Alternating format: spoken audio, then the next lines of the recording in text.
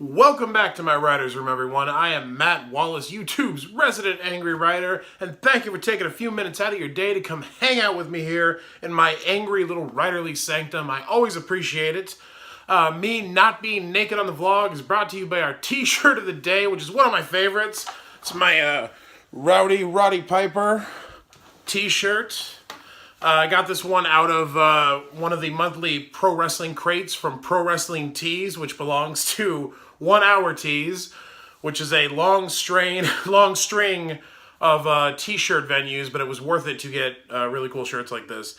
Speaking of Roddy Piper, I have to show you this. This was a gift from my my brother and sister-in-law. It's Rowdy Roddy Piper, and all out of bubblegum soda. And I thought this was hilarious when I got this on Christmas Day. I will never drink this because I'm sure it tastes like goblins pissing in your mouth. But the bottle is amazing. I also love that it's like not Roddy Piper from They Live. If you get the reference, it's from the John Carpenter movie They Live. He's holding the shotgun, he's wearing the shirt, but it's older Roddy Piper. And I don't know why, but I enjoy that. I'm glad it's older, short-haired, kind of grizzled Roddy Piper. That's the Roddy Piper that I actually met when I moved back out to LA almost 8 years ago now. I told the story on my wrestling channel a while back, but screw it. The first weekend I was back in LA 7 years ago, I went to the opening of an MMA gym with Krista Faust, author of Hoodtown, one of my favorite novels, very good friend of mine.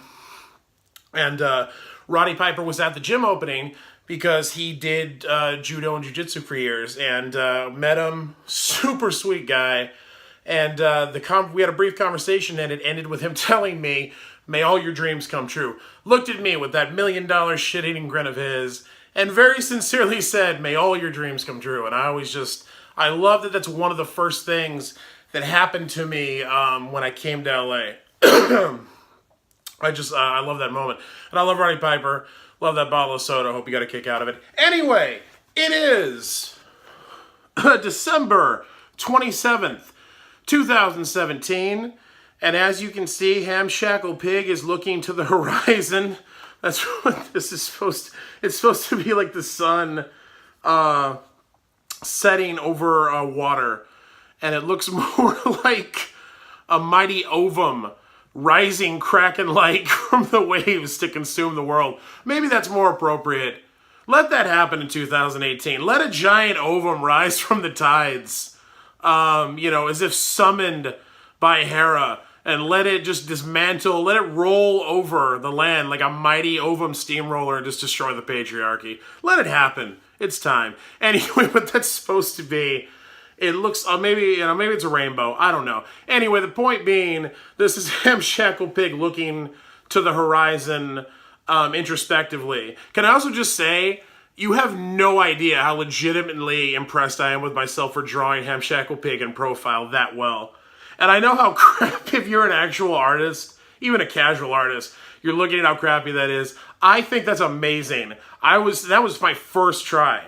I've never drawn Hamshackle Pig in profile with the extended nose and everything, and I'm shocked with how well I did that. But anyway, so Hamshackle, he's looking off to the horizon because he's thinking about the year that was.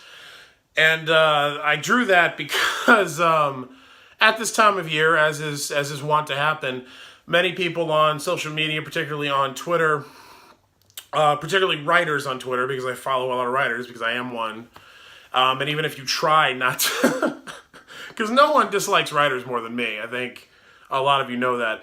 But even if you dislike writers as much as I am, you can't be in this business and in this profession and not accrue a circle of writers. But anyway, so all the writers on Twitter are kind of recapping what they got done this year. They're doing kind of their year in review. I sold these stories, I wrote this many words, I accomplished these things, and something I've done myself many times in many years past. And I've found myself oddly reticent this year to participate.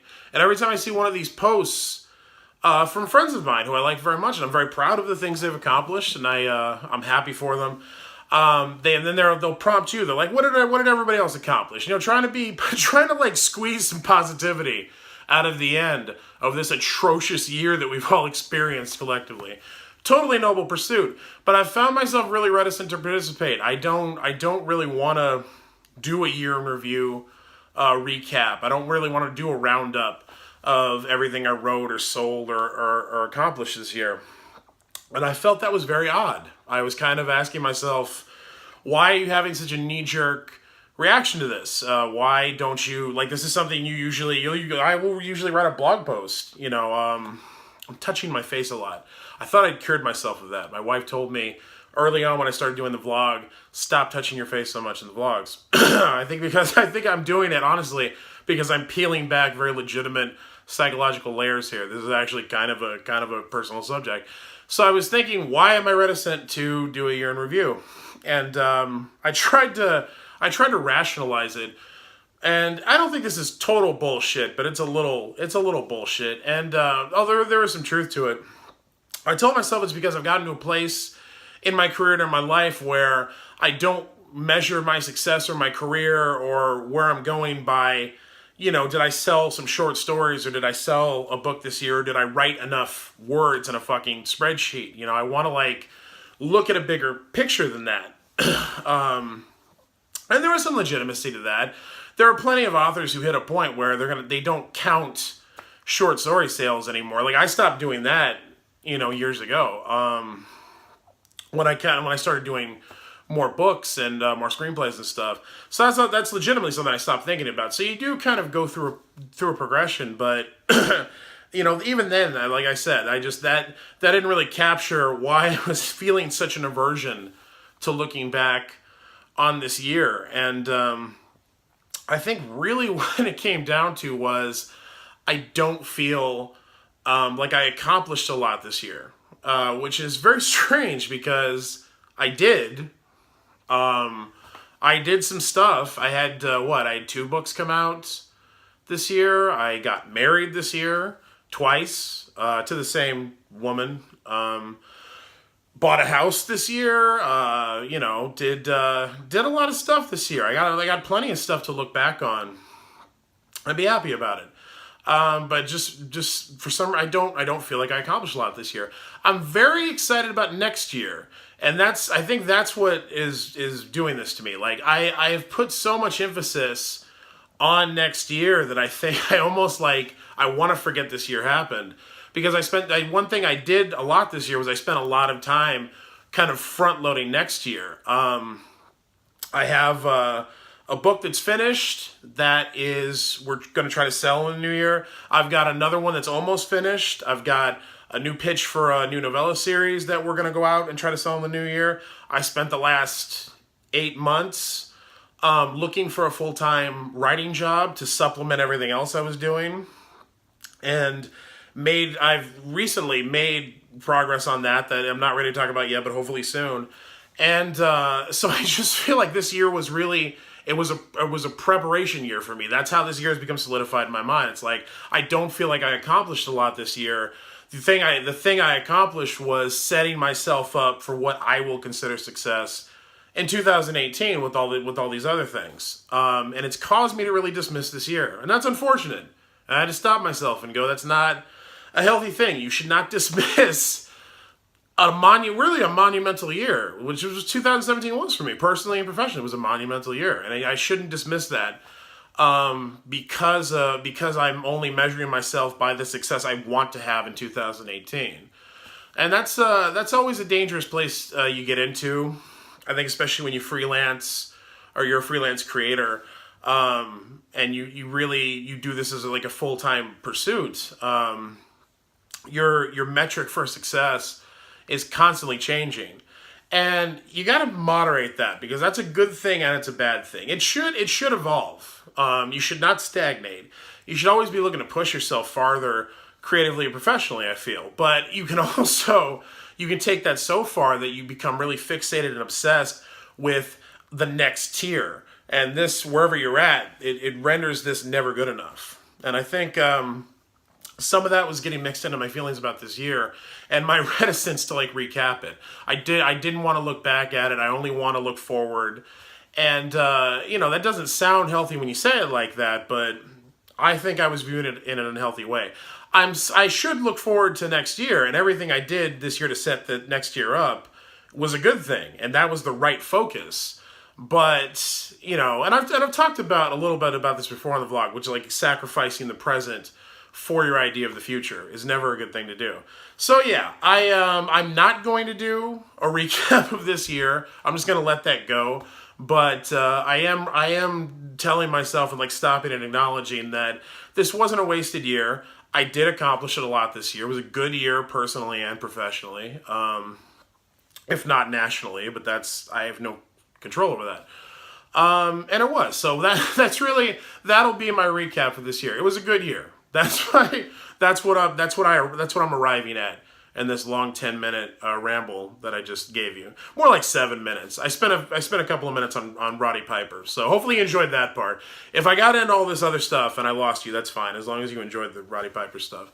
But yeah, it was a good year, and I'm going to stop and acknowledge that and remember it and not dismiss it. I advise you to do the same thing if you found yourself in a similar place. Also, it's okay if this year wasn't a particularly good year for you. If you legitimately didn't accomplish a lot, you don't have to invent accomplishments to make the year worthy. The fact that you're still here is enough. It really is enough. It was a rough year in a lot of respects for a lot of people. So if you're still here and you're still trying, that's good enough. Don't worry about the rest. Anyway, I've gone on long enough. In the new year, I'm gonna hit that 6 to 7 minute sweet spot. I'm gonna do it. I'm gonna do it for my agent who told me to do it. I'm gonna do it for everybody who doesn't have 10 to 15 minutes every day to listen to my bullshit with all the other much smarter, slicker, better produced content that's out there. If you are still listening though, thank you. Still waiting on people to claim prize boxes from the giveaways the winners of which I announced on Monday. So if you were one of those winners, please go check and see if you were, and if you were, let me know where to send your box. You have 9 days now to claim them, or I will be forced to declare alternate winners, which I don't want to do. I want to send the people who won the stuff.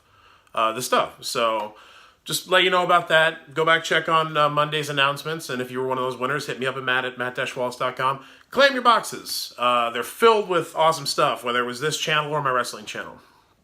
I will be back tomorrow. Please like, share, subscribe, leave a comment. Let me know what you thought of the vlog. Let me know if you have a question. I'm always open to taking questions. I hope your week's going well. We're getting close to the new year. Hope you've got some good plans for the new year, both the holiday, like New Year's Eve and New Year's Day, and 2018. Let's all go into 2018 strong. We deserve a better year than the one we've had, so let's work towards that. Until then, I am Matt Wallace, and I will see you tomorrow.